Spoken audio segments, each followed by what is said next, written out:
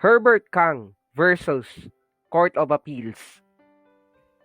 Anna Marie filed a petition for legal separation upon learning of her husband's extramarital affairs, which the trial court approved the petition.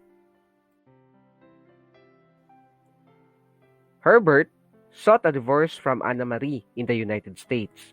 The court granted sole custody of the 3 minor children to Anna, reserving the rights of visitation to Herbert. The brother and sister-in-law of Anna filed for the adoption of the 3 minor children. Herbert contested the adoption, but the petition was already granted by the court. CA affirmed the decree of adoption, holding that Article 188 of the Family Code requires the written consent of the natural parents of the children to be adopted, but the consent of a parent who has abandoned the child is not necessary. It held that Herbert failed to pay the monthly support to his children. Issue: whether or not the 3 minor children be legally adopted without the written consent of a natural parent on the ground that Herbert has abandoned them.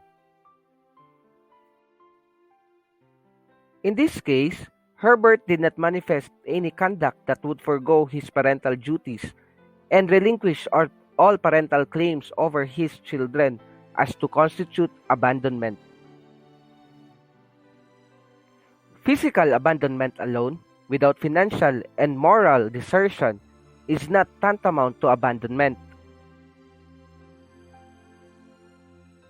While Herbert was physically absent, he was not remiss in his natural and legal obligation of love, care, and support for his children. The court found pieces of documentary evidence that he maintained regular communications with his wife and children through letters and telephone, and sent them packages catered to their whims.